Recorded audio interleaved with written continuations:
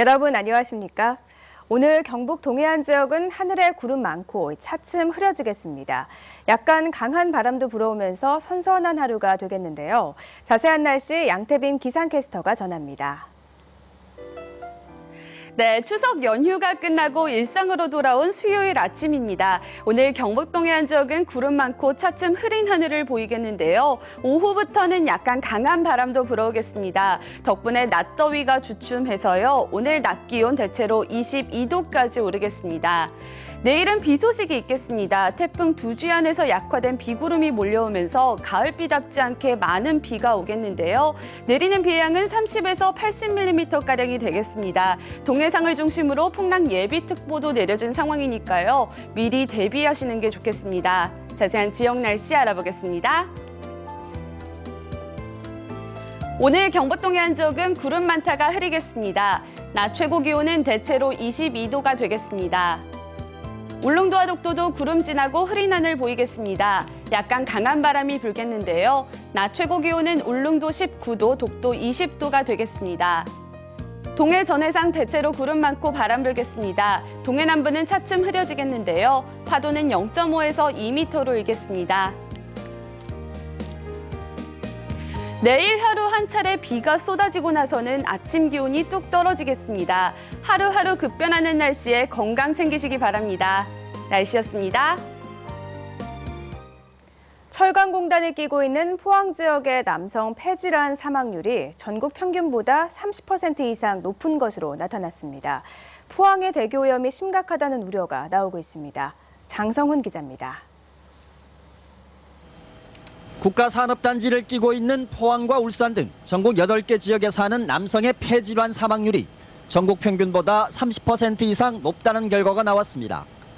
포항시는 만성 폐질환으로 10만 명당 연평균 50명가량이 숨져 사망률이 전국 평균보다 30.75% 높았고 기관지 폐암에 의한 사망률도 25% 이상 높았습니다. 폐질환 사망률은 울산에 이어 2위, 기관지 폐암 사망률은 울산보다도 높아 1위였습니다. 다른 암에 의한 사망률도 석유화학단지가 있는 여수시에 이어 두 번째로 높았습니다.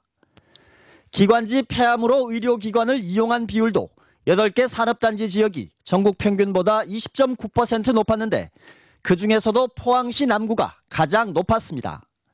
이 같은 결과는 정의당 심상정 의원이 국립환경과학원에서 최근 18년간 산단 지역의 환경오염과 주민 건강을 조사한 자료를 받아 공개하면서 드러났습니다.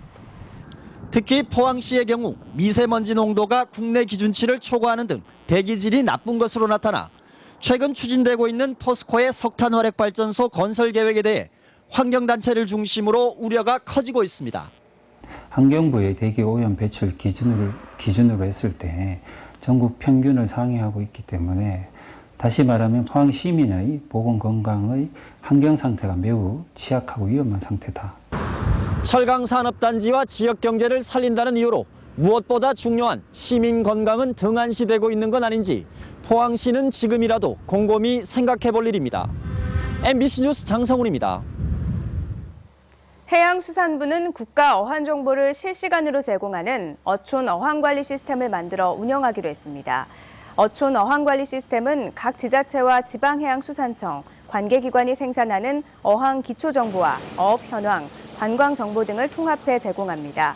해수부는 2018년까지 전국 109개 국가 어항에 대한 통합 정보를 제공할 계획인데 어항 안전점검과 재해 예방, 환경관리 시스템, 연안 조석 정보와 기상 정보 등의 서비스를 지속적으로 추가할 예정입니다.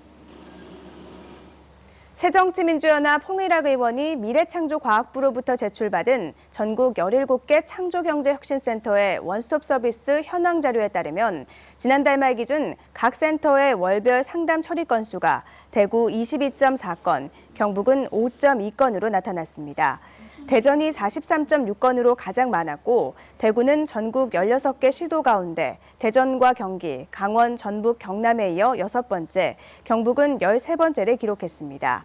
홍 의원은 창조경제혁신센터 원스톱 서비스가 홍보 부족과 서비스 의지 결여로 전국적으로 많은 차이가 나고 있다며 수요자의 접근성을 높일 수 있는 시스템 개선과 홍보가 시급하다고 지적했습니다. 지역 기업도 특허나 상표 등 지식재산권에 대한 관심이 높은데요. 경북 지식재산센터가 지식재산에 대한 체계적인 컨설팅과 지원을 확대하면서 지역 기업에 큰 도움을 주고 있습니다. 임재국 기자가 보도합니다. 광학기기를 이용해 특수 영상 제품을 만드는 포항의 한 중소기업입니다. 이 업체는 최근 높낮이를 자유롭게 조절할 수 있는 폐쇄회로 TV를 개발했습니다. 기술 개발엔 성공했지만 제품 디자인과 마케팅 등의 어려움을 겪어오다 지식재산센터의 도움으로 가능해졌습니다. 보유 기술을 지재권으로 확보하기 위하여 특허맵 지원 사업을 받아 전 세계로 특허 출원을 하였으며 확보한 특허 기술을 디자인 사업을 통해 제품의 완성도를 높여 세계 시장으로 진출하는 데 큰 도움이 되고 있습니다. 지난 2009년 문을 연 경북 지식재산센터는 특허에서 상표 디자인 등 지식재산에 어려움을 겪는 기업 등을 대상으로 컨설팅과 지원 사업을 펴고 있습니다. 올 들어 최근까지 경북센터의 컨설팅은 모두 1,200여 건, 전국 32개 센터 중 2위를 차지했고 분야별로는 특허 관련이 가장 많았습니다. 특히 기업과 대학 등을 직접 찾아가는 설명회도 열고 지식재산권 영상 자료를 별도로 만들어 제공하기로 했습니다. 지식재산권에 대해서 좀 더 필요성을 느끼고 각 기업이나 각 발명자들은 조금 더 분발해서 특허나 실용신안이나 디자인 상표를 양산할 필요도 있고 또 질적으로 상향시킬 필요가 있겠습니다. 기업의 기술 개발과 제품 생산은 물론 지식재산을 권리로 보장하는 것도 새로운 경쟁력을 키우는 중요한 분야로 자리 잡고 있습니다. MBC 뉴스 임재욱입니다. 한동대와 포스텍이 국내에서 유일하게 에너지 환경과 기술법 융합 교육을 시행하고 있습니다. 융합 교육 과정은 에너지 시스템과 에코스페이스, 화공기술 융합 과정과 기술법 융합 과정으로 구성됐습니다. 또 포스코와 포스코에너지, 리스트 등과 함께 친환경 에너지 개발 연구를 하고 있으며 친환경 소재나 차세대 신재생 에너지와 탄소 배출 저감 등에 대해 산학연 협의회를 운영하고 있습니다. 우리나라는 산림이 국토의 64%를 차지하는데도 불구하고 목재 자급률은 10% 미만인 것으로 나타났습니다. 우리나라의 목재 자급률은 2010년 14%에서 2012년 16%, 2013년에는 17%로 소폭 늘어나다가 2014년에는 다시 16%로 낮아졌으며 그동안 목재 수입액은 꾸준히 늘어나고 있는 추세입니다. 이는 정부가 그동안 산림 녹화에 주력하면서 경제림에 해당하는 화렵수보다는 속성수인 침엽수의 비중을 60%로 높여왔기 때문입니다. 산림청은 올해 경제림 육성 사업을 하겠다고 밝히고 있지만 지난 2006년에 6.2%이던 조림 예산 비중이 올해는 5.1%로 오히려 감소했습니다. 경북 북부 지역을 횡단하는 상주 영덕간 고속도로는 내년 말 완공 예정이지만 또 하나의 횡단축인 동서 우측, 보령 울진간 고속도로는 기약이 없습니다. 대신 기존 국도 36호선 봉화 울진 구간이 직선화되고 있는데 절반 정도는 내년 초 준공됩니다. 정동원 기자입니다. 국도 36호선 가운데 봉화군 소천면에서 울진 동해안까지 이어지는 구간은 백두대간 줄기를 가로지르며 3개의 고개를 넘어야 합니다. 멀미가 날 정도로 구불구불한 이 산길을 직선화하는 공사가 한창입니다. 산세가 워낙 험하다 보니 봉우리에 막히면 터널을 뚫고 계곡을 만나면 다리를 세웁니다. 총 40km 구간에 터널이 16개, 다리는 41개가 들어섭니다. 전체 구간의 절반 정도인 18km가 터널과 다리로 채워집니다. 토공 구간을 줄임으로써 자연 환경 보호를 위하여 많은 노력을 하였습니다. 왕복 2차로 40km 길이의 공사비가 5,744억 원, 평지 4차로 공사 대금과 맞먹습니다. 지난 2009년 공사를 시작한 이후 사고도 많이 나서 4명의 인부가 숨지기도 했습니다. 봉화에서 울진 초입까지 21km는 시공 8년 만인 내년 3월 준공 예정이고 나머지 구간은 4년 뒤 개통됩니다. 60km인 기존 도로가 직선화됨으로써 40km로 20km가 단축됩니다. 이에 따라 주행 시간도 70분에서 40분으로 30분이 줄어듭니다.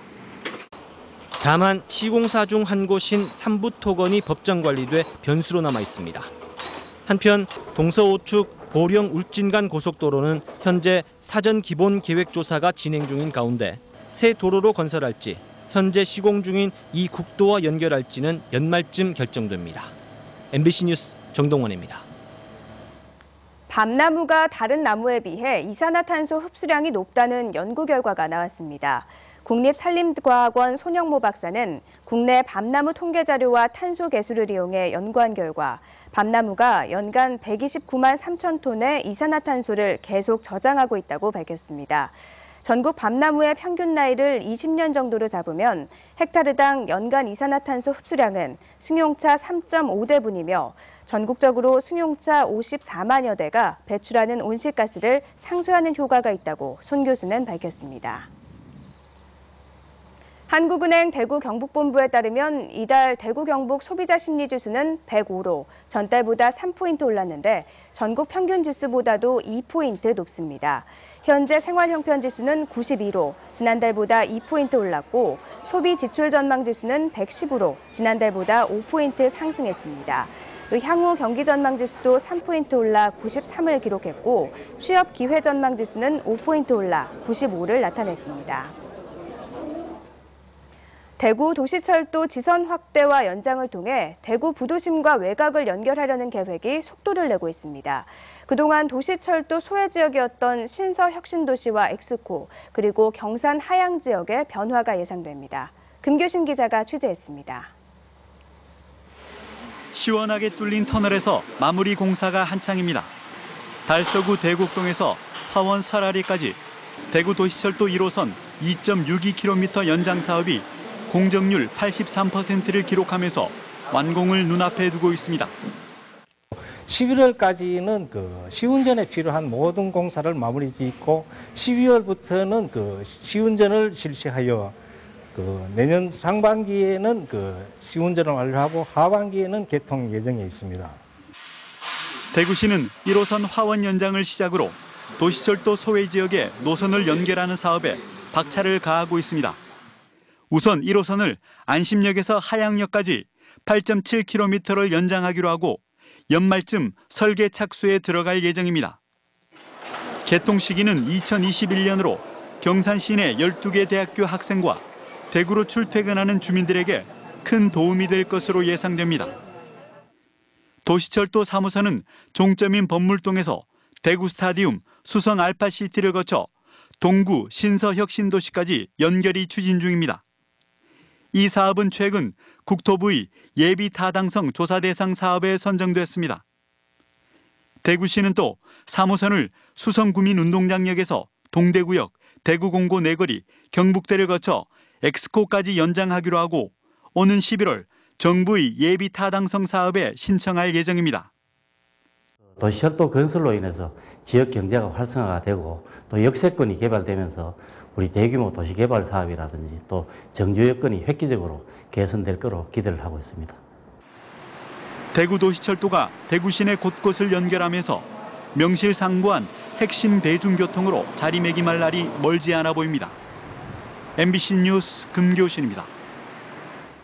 경상북도를 찾는 외국인 환자가 늘고 있는 것으로 나타났습니다. 경상북도에 따르면 지난 2013년 1,560여 명이던 외국인 환자가 지난해에는 3,400여 명으로 2배가량 늘어 전국에서 두 번째 증가율을 보였습니다. 지난해 중국인 환자가 497명으로 전체의 14.6%를 차지했습니다.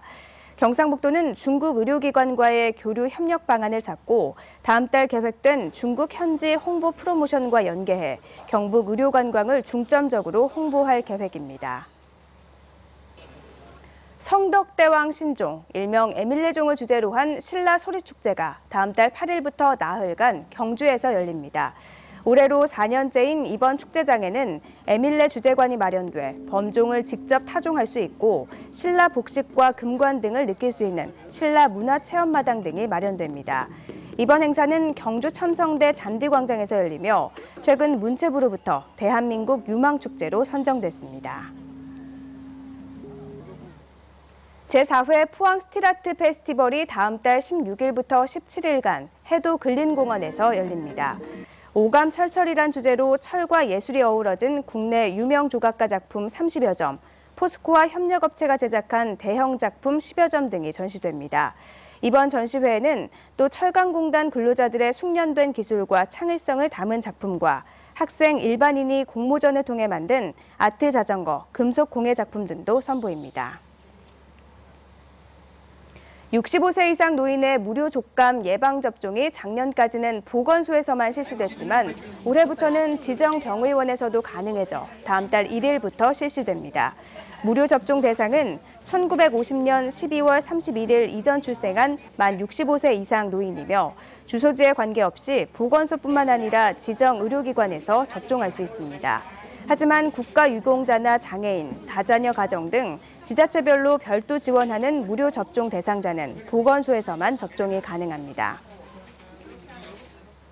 경북교육청은 국민기초생활보장법 개정에 따라 그동안 지자체가 담당하던 교육급여 지원을 이관받아 3분기에 처음으로 맞춤형 교육급여를 저소득층 2만여 명에게 지급했습니다. 지급액은 신규 대상 중 초등학생은 부교재비 38,700원, 중학생은 부교재비 학용품비 91,300원, 고등학생은 학용품비와 교과서 대금 18만 2,100원 등입니다. 교육급여는 저소득층 자녀의 학습을 지원하기 위한 제도로 지급 방식이 개별 급여 체제로 개편되면서 이번 3분기부터 시도교육청이 담당하게 됐습니다.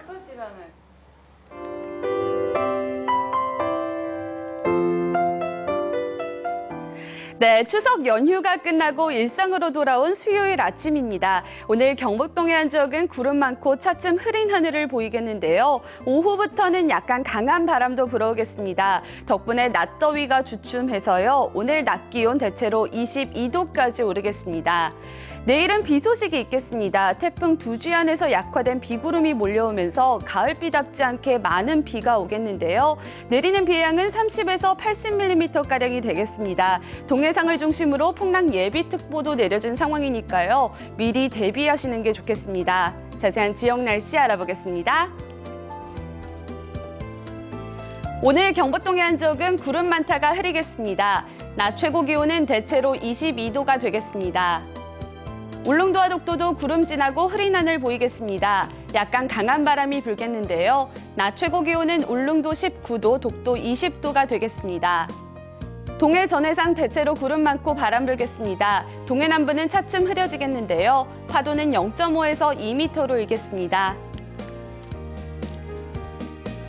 내일 하루 한 차례 비가 쏟아지고 나서는 아침 기온이 뚝 떨어지겠습니다. 하루하루 급변하는 날씨에 건강 챙기시기 바랍니다. 날씨였습니다. 이상으로 뉴스투데이를 마칩니다. 고맙습니다.